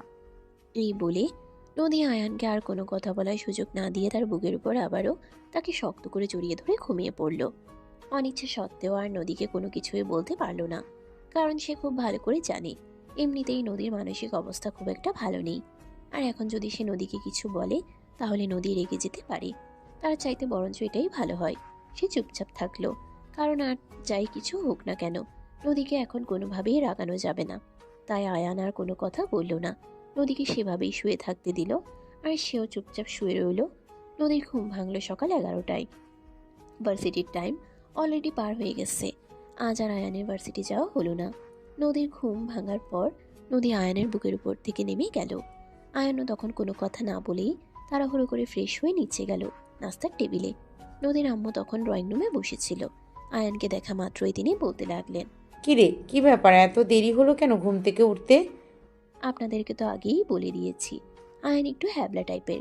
তাই নদীর আম্মু এই কথা জিজ্ঞেস করার সঙ্গে সঙ্গে আয়ান নদীর আম্মুকে বলতে লাগলো, বড় আম্মু, আসলে আপু আমার বুকের উপর শুয়েছিল, তাকে অনেকবার ডেকেছিলাম আমার বুকের উপর থেকে নেমে যাওয়ার জন্য আর আমাকে ঘুম থেকে উঠে আসতে দেওয়ার জন্য, কিন্তু আপু আমাকে সেটা করতে দেয়নি, তাই লেট হয়ে গেছে। আয়ানের এই কথা শুনে আয়ানের এমন কথা শুনে জিভে কামড় দিলেন নদীর আম্মু। কিছুই বুঝতে পারছেন না, সবকিছু ওনার মাথার উপর দিয়ে যাচ্ছে, কিন্তু তারপরও তিনি আয়ানকে কোনো কথা না বলে তার নাস্তা বানিয়ে দিলেন। আয়ান নাস্তা খেয়ে আবারও রুমে চলে গেল। কিছুক্ষণের মধ্যেই ফ্রেশ হয়ে নদী নিচে আসে, তার আম্মুকে নাস্তা বানিয়ে দিতে বলে। তার আম্মু কোনো কথা না বলেই নদীকে নাস্তা বানিয়ে দিল। নদী নাস্তা খেতে শুরু করলো। তখনই হঠাৎ করে নদীর আম্মু নদীকে বলতে লাগলো, কিরে, রাতে তুই কোথায় ঘুমিয়েছিলি? আয়ান সব কি বলছিল? যা শুনেছো তাই। বিছানায় শুয়ে আমি কোনোভাবেই শান্তিমতো ঘুমাতে পারছিলাম না, প্রচণ্ড মাথা ধরেছিল, তাই আয়নের বুকে শুয়ে ঘুমিয়ে পড়েছিলাম। মেয়ের কথায় ভীষণ রকম চমকে যান নদীর আম্মু। মেয়েকে কি বলবেন কিছুই বুঝতে পারছেন না। কিন্তু তারপরেও তিনি মেয়েকে বলতে লাগলেন, আরে তোর কি মাথা খারাপ হয়ে গেছে নাকি রে? পাগলের মতো কর্মকাণ্ড করে বেড়াচ্ছিস। আয়ান তো ছোট ভাই হয়, তুই কিভাবে তার বুকে মাথা রেখে ঘুমাতে পারিস? হ্যাঁ তো কি হয়েছে দেখো, একদম আমার সঙ্গে ফালতু কথা বলো না। আমার এইসব কিছু একদম ভালো লাগছে না। আমাকে একটু দয়া করে আমার মতো থাকতে দাও তো। এই বলে নদী তার আম্মুকে আর কোনো কথা বলার সুযোগ না দিয়ে নাস্তা খেয়ে তারপর রুমে চলে গেল। বেশ কিছুক্ষণ রুমে বসে থেকে তারপরেই বাসা থেকে বের হয়ে যায় তার বান্ধবীদের সঙ্গে দেখা করতে। সারা বিকেল বান্ধবীদের সঙ্গে সময় কাটালো, যদিও এতে তার ফ্যামিলির মানুষের কোনো সমস্যা নেই। তারা সবসময় চায় নদী ভালো থাকুক। সারা বিকেল বান্ধবীদের সঙ্গে সময় কাটালো, যদিও এতে তার ফ্যামিলির মানুষের কোনো সমস্যা নেই। তারা সবসময় চায় নদী ভালো থাকুক, সেটা যেভাবেই হোক। সন্ধ্যার দিকে বাসে ফিরে আসে, তখন রুমে বসে নিজের পড়া কমপ্লিট করছিল আয়ান। নদী তার পাশে একটা চেয়ার টেনে বসে আর বলতে থাকে, কিরে, তোর পড়াশোনা কেমন চলছে? কোনো হেল্প লাগবে কি? না আপু, আমার সেরকম কোনো হেল্প লাগবে না। আমার তো টিউশন টিচার আছে, উনি আমাকে সব কিছু বুঝিয়ে দেন আর আমি ওনার কাছ থেকেই সব কিছু বুঝে নিতে পারি। আচ্ছা ঠিক আছে, কোনো সমস্যা নেই। যদি কখনো তোর পড়াশোনা নিয়ে সেরকম কোনো প্রবলেম হয় তাহলে আমায় বলিস, আমি তোকে সাহায্য করব। আচ্ছা আপু, ঠিক আছে, কোনো সমস্যা নেই। আমি ঝামেলায় পড়লে তোমাকে অবশ্যই জানাবো। এই বলে আয়ান পড়াশোনায় মনোযোগ দিল। নদী তার দিকে হা করে তাকিয়ে আছে, কোনো কথা বলছে না, একদম মনোযোগ দিয়ে দেখছে আয়ানকে। আয়ানের সেদিকে কোনো খেয়াল নেই, সে নিজের মতো করেই পড়াশোনা চালিয়ে যাচ্ছে। বেশ কিছুক্ষণ পর আয়ান হঠাৎ করে নদীর দিকে তাকায়। দেখতে পায় নদী অপলক দৃষ্টিতে তার দিকে তাকিয়ে আছে। আয়ান কিছুটা ইতস্তত বোধ করে আর নদীকে বলতে থাকে, কি ব্যাপার আপু, কি হয়েছে তোমার? তুমি এভাবে হা করে আমার দিকে তাকিয়ে আছো কেন? তোকে দেখছি সত্যি এতদিন তোর দিকে আমি ভালোভাবে তাকাইনি। তুই তো দেখতে মাশাআল্লাহ অনেক কিউট আছিস। আয়ান কিছুটা লজ্জা পেয়ে গেল। লজ্জা মিশ্রিত কণ্ঠে সে নদীকে বলতে লাগলো, আরে আপু, এসব তুমি কি বলছো? তোমার মাথা খারাপ হয়ে গেছে নাকি? আরে না, আমার মাথা কেন খারাপ হতে যাবে? আমার মাথা সম্পূর্ণই ঠিক আছে এবং যা বলছি আমি সুস্থ মস্তিষ্কেই বলছি। আপু তুমি এখন এখান থেকে যাও, আমি পড়তে বসেছি। আমার পড়া কমপ্লিট করতে দাও, তা না হলে আবার স্যারের হাতে মাইর খেতে হবে। আমি বললাম তো স্যারের হাতে তোকে কোনো মায়ের খেতে হবে না, তারপরও আমি কমপ্লিট করে দিব, কোনো প্রবলেম নেই। বস না, একটু আমার সঙ্গে গল্প কর। নদী নেশার্ত চোখে তাকায় আয়ানের দিকে। আয়ান কোনো কথা বলে না, চুপচাপ বসে আছে। তখনই নদী চেয়ার থেকে উঠে এসে আয়ানের কাঁধে হাত রাখে আর বলতে থাকে, আচ্ছা আমি বুঝতে পারছি না তোর মাঝে কি এমন আছে, তোর দিকে আমার কেমন যেন একটা ফিলিংস কাজ করে। নদীর এমন কথায় আয়ান উঠে দাঁড়ায় আর একটু সরে যাওয়ার চেষ্টা করে, কিন্তু নদী তাকে সরে যেতে দেয় না, আরও কাছে টেনে নেয় আর বলতে থাকে, দেখ আমি সত্যি বলছি, এতদিন আমি তোর দিকে ভালোভাবে তাকাইনি, তাই হয়তো আমি কোনো কিছু বুঝতে পারিনি, কিন্তু আজ এই 2-3 দিন ধরে যখন থেকে তোর দিকে আমি তাকাচ্ছি, কেন জানি বারবার তোর প্রতি আমার অন্যরকম একটা ফিলিংস কাজ করছে। কেন বলতো? আমি কিছু জানি না, প্লিজ আপু তুমি আমাকে ছেড়ে দাও, এখান থেকে যেতে দাও। এই বলে আয়ান নিজেকে নদীর হাত থেকে ছাড়ানোর চেষ্টা করে, নিজেকে বাঁচিয়ে নেওয়ার চেষ্টা করে। কিন্তু আয়ান যতই নড়াচড়া করে, নদী ততই তাকে আরো নিজের কাছে টেনে নেয়। এক পর্যায়ে নদী আয়ানকে নিজের এতটাই কাছে টেনে নেয় যে আয়ান নদীর হার্টবিট শুনতে পাচ্ছিল। আয়ান নদীকে তখন ধাক্কা দিয়ে নিজের থেকে সরিয়ে নেয় আর বলতে থাকে, আরে আপু, তুমি পাগল হয়ে গেছো নাকি? তুমি এসব কি করছো? হ্যাঁ আমি পাগল হয়ে গেছি। তোর কোনো সমস্যা আছে নাকি? তোরা সবাই মিলে আমাকে পাগল বানিয়ে ছেড়ে দিয়েছিস। তোকে কে বলেছে এত কিউট হতে? তোর কিউটনেস আমাকে তোর দিকে বারবার আকর্ষণ করে, আমি কি করব বল? গেস্ট রুমে রিপেয়ারিংয়ের কাজ হয়ে গেছে। আমি হয়তো কালকের মধ্যে গেস্ট রুমে চলে যাব, তাহলে আর তোমার সামনে আমাকে তেমন একটা পড়তে হবে না। কিন্তু ভুলে যাস না, তারপরেও কিন্তু তোকে এই বাড়িতেই থাকতে হবে আর আমার সামনে বারবার তোকে আসতেই হবে। চাইলেও তুই নিজেকে আমার থেকে অতটাও গুটিয়ে রাখতে পারবি না যতটা তুই বলছিস। পারবো কিনা জানি না, তবে চেষ্টা তো করতে পারি। এই বলে আয়ান রুম থেকে বের হয়ে ছাদে চলে গেল। নদী বেশ কিছুক্ষণ রুমে বসে রইল, তার কোনো কিছুই ভালো লাগছিল না, তাই বাধ্য হয়ে সে নিজেও ছাদে চলে আসলো। আয়ান ছাদের এক পাশে দাঁড়িয়ে আকাশের চাঁদ দেখছিল। রাত তখন 10টা। নদী পিছন থেকে আয়ানকে জড়িয়ে ধরে। হঠাৎ করে এভাবে কারো জড়িয়ে ধরায় ভীষণ রকম চমকে যায় আয়ান। সে চিৎকার দিয়ে উঠছিল, তখনই নদী তার মুখ চেপে ধরে আর বলতে থাকে, ওই হারামজাদা, কোনটা মানুষের স্পর্শ আর কোনটা ভূত প্রেতের স্পর্শ সেটা বুঝতে পারিস না? আরে আপু তুমি এখানে? তোতলাতে তোতলাতে এটা বলে আয়ান। আর তখনই নদী আয়ানকে বলতে থাকে, আরে কাম অন ডিয়ার, তুই এভাবে তোতলাচ্ছিস কেন? তোর আবার কি এমন হলো? আরে আপু তুমি বাসার ভিতরে এমন করছিলে বলে আমি এখানে চলে এসেছি, আবার তুমি এখানে চলে এসেছো এসব ফাইজলামো করার জন্য? আচ্ছা, আমি তো তোর সঙ্গে ফাজলামো করছি। বাসায় তো তুই ছাড়া অন্য কেউ নেই আমি যার সঙ্গে ফাজলামি করতে পারি। আপু প্লিজ তুমি এখান থেকে চলে যাও, আমাকে একটু আমার মতো একা থাকতে দাও, আমি একটু একা থাকতে চাইছি প্লিজ। হাত জোর করে নদীর দিকে তাকিয়ে কাকতি সুরে বলে আয়ান।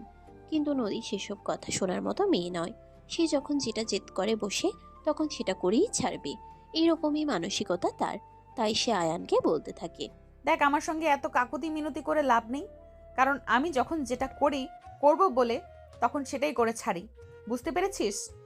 প্লিজ আপু তুমি আমার সঙ্গে এরকমটা করো না, আমাকে একটু আমার মতো একা থাকতে দাও, আমি একটু আমার মতো একা থাকতে চাই। তুমি সেটা কেন বুঝতে পারছো না? তুই একা থাকতে চাস আর আর আমি তোর আদর পেতে চাই। নদীর এমন কথায় আগাগোড়া বুঝতে পারে না আয়ান। কিন্তু তারপরেও সে নিজেকে সামলে নিয়ে সেখান থেকে চলে যাওয়ার চেষ্টা করে।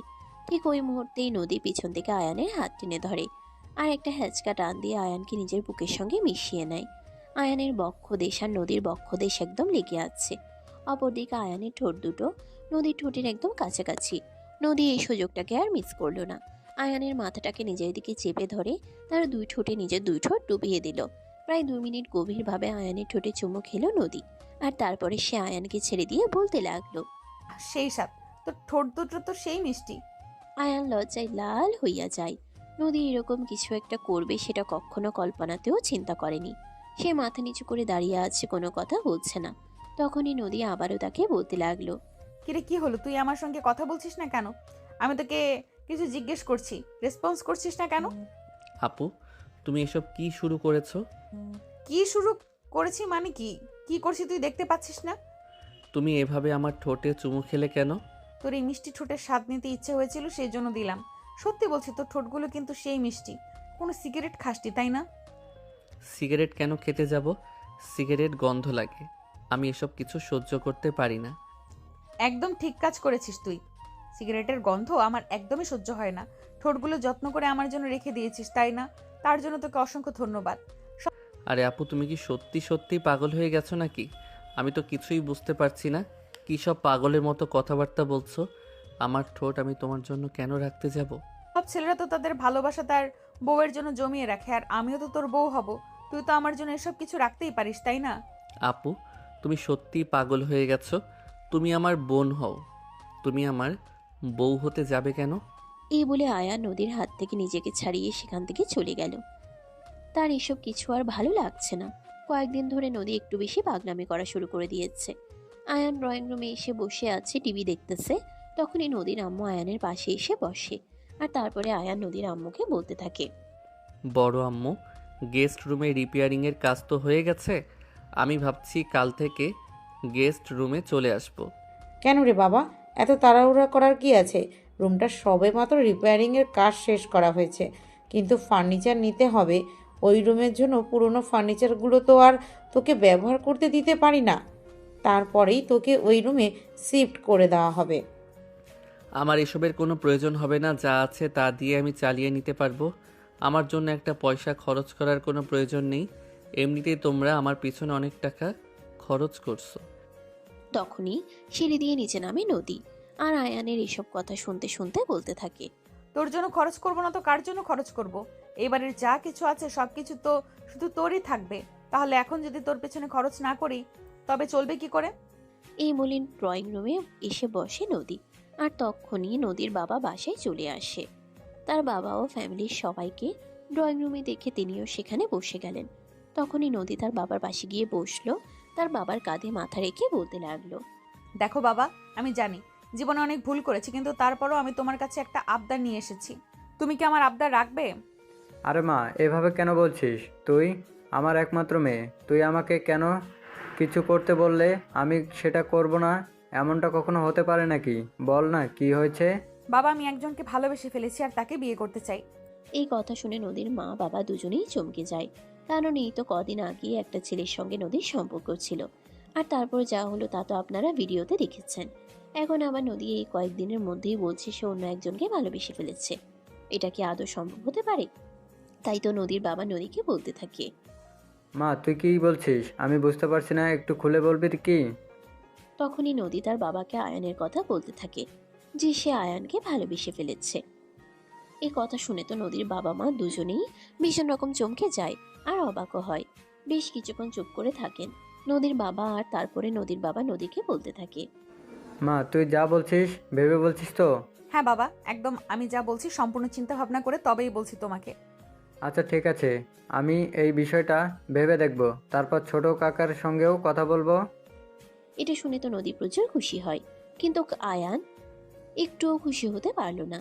নদী এরকম একটা অন্যায় আবদার করলো আর তার বাবা সেটা মেনে নিয়ে বলছে তিনি আয়ানের বাবার সঙ্গে কথা বলবেন, যেখানে কিনা একটা মেয়ে তার আপন চাচাতো ভাই, তাও আবার তার চাইতে বয়সে ছোট, তাকে বিয়ে করতে চাইছে। আয়ান কোনো কথা না বলে সেখান থেকে চলে গেল। তার ঠিক 1 সপ্তাহ পরে আয়ানের মা বাবা শহরে চলে আসে। আয়ান তাদেরকে দেখে ভীষণ রকম অবাক হয়। এই সময়ে তাকে কোনো কিছু না জানিয়ে শহরে চলে আসার কারণ কি কিছুই সে বুঝতে পারে না। তাই তো সে তার বাবাকে বলে, কি ব্যাপার বাবা, তোমরা হঠাৎ করে আমাকে কোনো কিছু না জানিয়ে এখানে কেন এসেছো? আর আসবে আমাকে একটা ফোন করে জানিয়ে আসলে না? তোকে সারপ্রাইজ দেওয়ার জন্য চলে আসলাম, তবে তোর জন্য এর চাইতেও বড় একটা সারপ্রাইজ সামনে অপেক্ষা করেছে, যেটা তুই সময় হলেই দেখতে পাবি। আমার জন্য আর কি সারপ্রাইজ থাকতে পারে? আমি তো সেটাই বুঝতে পারছি না। যাই হোক, এতদিন পর তোমাদেরকে দেখতে পেয়ে সত্যি আমার ভালো লাগলো। এখানে আসার পর থেকে তো আর তোমাদের সঙ্গে দেখা করতে বাড়ি যেতে পারছিলাম না। তোমরা যখন চলে এসেছো ভালোই হয়েছে। কটা দিন তোমাদের সঙ্গে সময় কাটাতে পারবো, আমারও ভালো লাগবে। এবার আয়ান তার মা বাবার সঙ্গে বসে গল্প করতে থাকে। এভাবে দেখতে দেখতে বেশ কিছুক্ষণ সময় কেটে গেল। নদীর আম্মু সবার জন্য নাস্তা বানিয়ে নিয়ে ড্রয়িং রুমে চলে আসবে।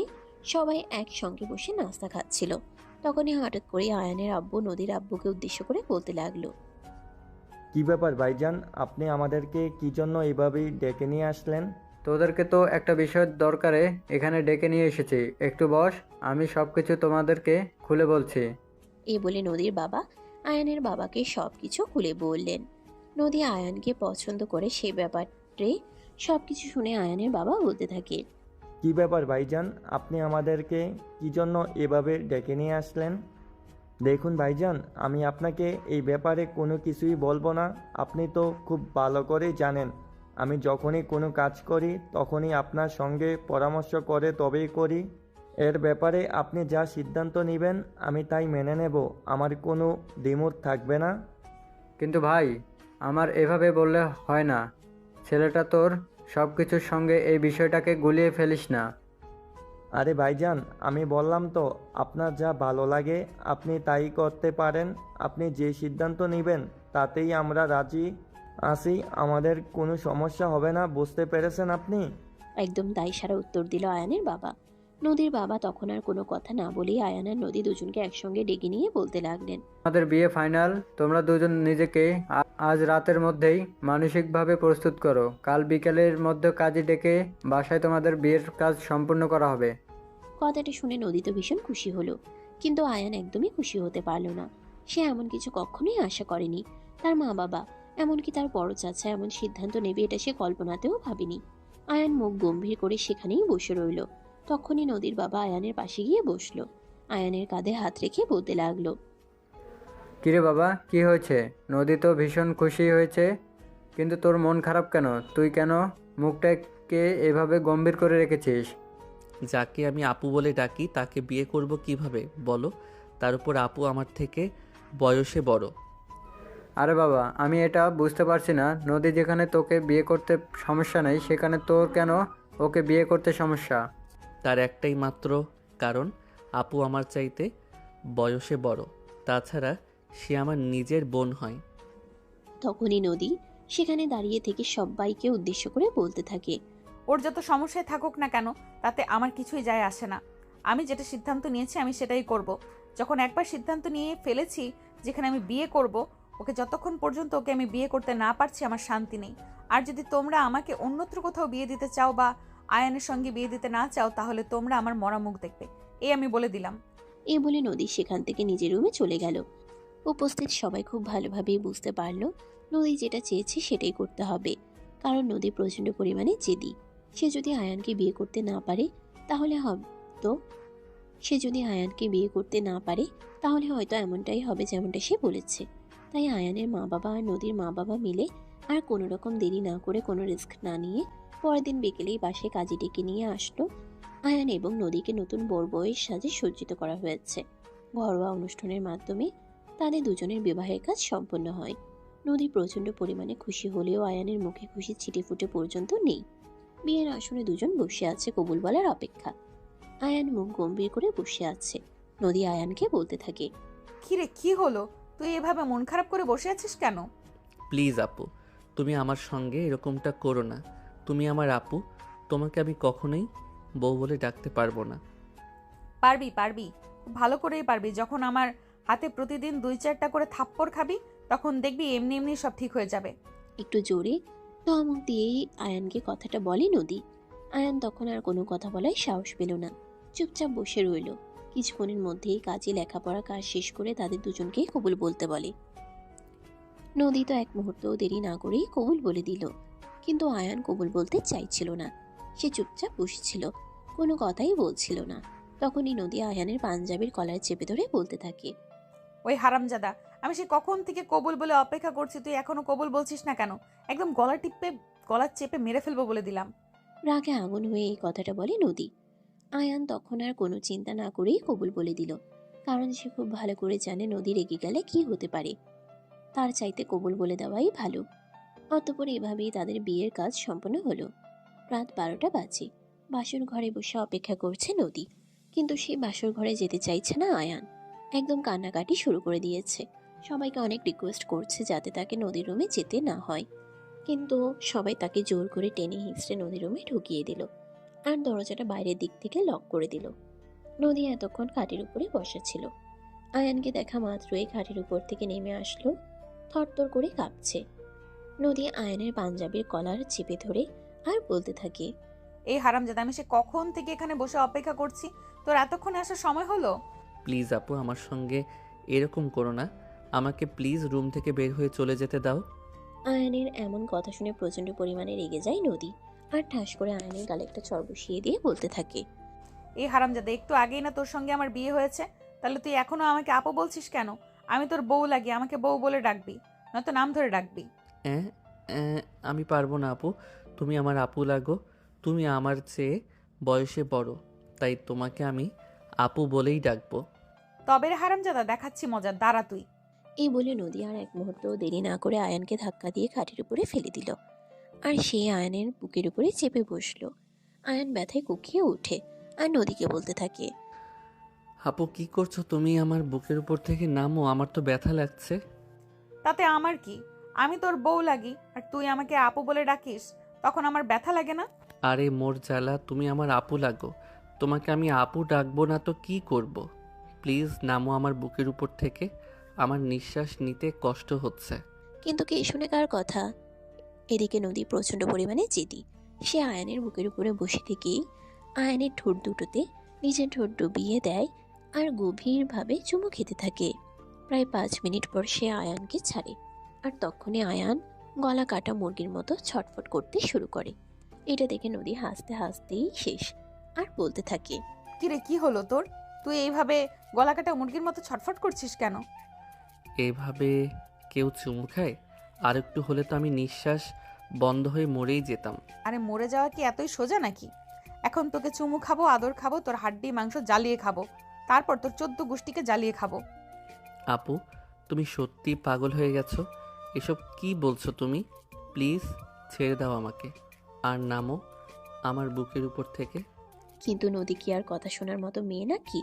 সে তাৎক্ষণিক আবারও আয়ানের ঠোঁটে নিজের ঠোঁট ডুবিয়ে দিল আর রুমের লাইট অফ করে দিল আর আয়ানকে নিজের ভালোবাসায় ভরিয়ে দিতে লাগলো। আরে ভিউয়ার্স, আপনারা এখন এখানে কি করছেন? লোকের বাসর দেখতে হয় না, তারা লাইট অফ করে দিয়েছে আর ভালোবাসার আদান প্রদান করছে। আপনাদের দেখছি বিন্দুমাত্র লজ্জা শরম নেই। চলুন চলুন, এবার এখান থেকেই বিদায় নিই। এভাবেই শুরু হলো তাদের দুষ্টু মিষ্টি একটা ভালোবাসার গল্প। আপনাদের কাছে কেমন লেগেছে ছোট্ট কমেন্টে জানাবেন। ভালো লাগলে লাইক কমেন্ট শেয়ার করে পাশেই থাকবেন। নিত্য নতুন ভালোবাসার গল্প পেতে আমাদের চ্যানেলটিকে সাবস্ক্রাইব করবেন। এতক্ষণ সাথে থাকার জন্য ধন্যবাদ। আল্লাহ হাফেজ।